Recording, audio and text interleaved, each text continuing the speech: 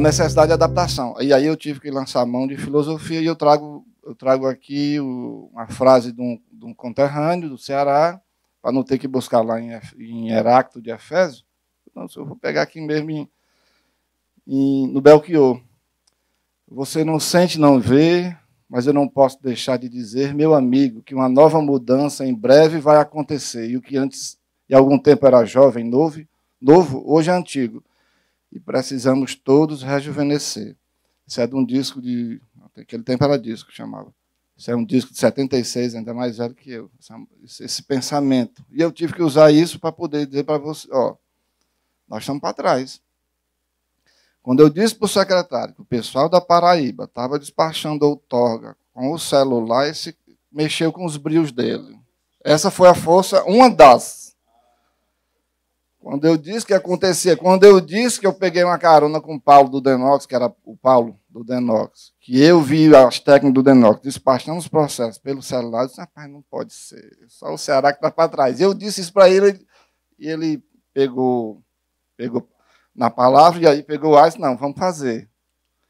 E aí o contexto, redesenhamos o processo. Sem redesenhar o processo, não adianta virtualizar o processo do jeito que está. Uma premissa que eu trago para vocês, só passa na mesa do fulano se ele for fazer alguma coisa. Ah, mas eu quero ver o processo. Veja no sistema, rapaz, olhe lá e entre lá e veja. Todo mundo pode ver. Certo? Isso é uma premissa. E quando eu fui tentar explicar isso por forma de analogia para o secretário, eu disse, secretário, isso funciona como uma rede hidráulica. A água só passa desse ponto se tiver uma pessoa para abrir a torneira. Por exemplo, vou dar um exemplo. Tinha um fluxo, uma parada, todo o processo tinha que ir para o jurídico da SRH para emitir um parecer. Eu disse, secretário, vamos fazer o seguinte, passe por você primeiro, para você ver se precisa um parecer, só depois, porque senão eu vou ter que deixar uma pessoa lá todo tempo disposta, disponível para abrir essa torneira, para poder analisar, nem que seja apertar um botão. Entendeu? Então, a gente assim foi mudando, o secretário mesmo foi mudando alguns pontos, porque ele é o dono do fluxo da outorga. Ele é quem diz como tem que ser, né? A gente ajuda. Necessidade de diminuição do tempo e resposta. Eu vou mostrar para vocês qual é o tempo que era. Dá até vergonha, mas existe.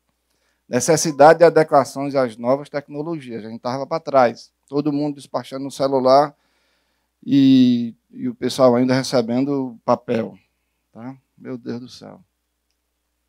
E a gente tinha experiência de 29 anos de fazer outorga. Pelo amor de Deus. Dá para avançar, dá para ter coragem. Dá para querer pensar em automatizar. Trocamos experiência com a ANA e com a Paraíba e com outras empresas desenvolvedoras de sistemas, né? A força de fora. Plataforma digital Ceará Veloz. O governo lançou uma plataforma digital Ceará Veloz, onde todos os entes do governo tinham que automatizar algum processo. E na Secretaria de Recursos Hídricos era outorga. Porque o empreendedor, isso era puxado pela FIEC, porque o empreendedor dizia que era muito difícil. Mesmo a documentação que apresentava na licença de operação ambiental tinha que apresentar para a outorga. E para quem tem o órgão, lá a gente tem o órgão de recursos hídricos, a secretaria, separada da Secretaria do Meio Ambiente. Tá? Então, era quase os mesmos estudos, um projeto e tal. Aí a gente começou a entrar nesse aspecto. O que é que eu faço com esse documento? Por exemplo, se no meu sistema já calcula a demanda hídrica da irrigação, para que eu estou pedindo o projeto dele? Aí não tinha resposta. Aí a resposta era, porque está na resolução. Porque está na resolução. A resolução tem toda a condição de ser mudada. Da mesma forma que teve toda a condição de ser criada. Eu posso mudar, se a gente firmar esse entendimento. Então, documento. Quando eu vi uma empresa, né, nessa troca de experiência, ela disse que essa história de colocar o CPF e puxar o nome, isso é fantástico, né? Mas naquele tempo ninguém sabia que dava para fazer. E essa empresa disse que daria para fazer.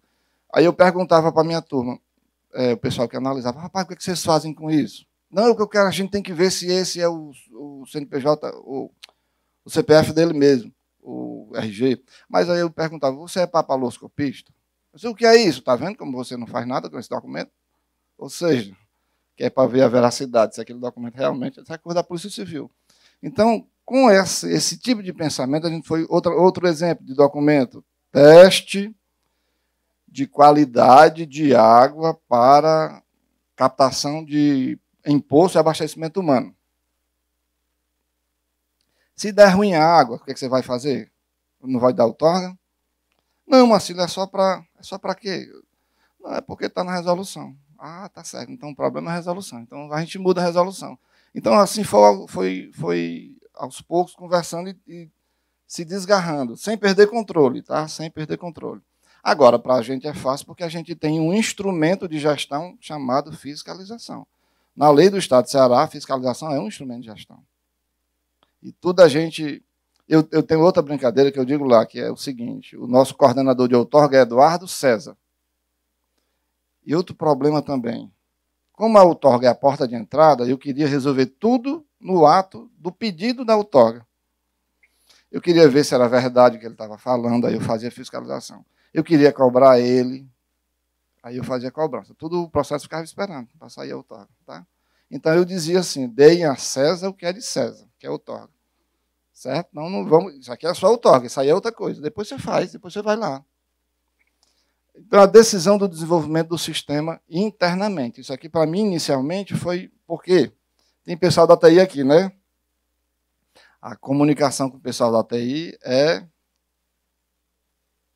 processual, para não dizer trabalhosa. Viu? É processual, porque a gente precisa saber falar com a fala, porque eles não são da unidade de negócio, né? Então, a gente precisa conversar com eles, e eles sempre fazem o que eles entendem, naturalmente.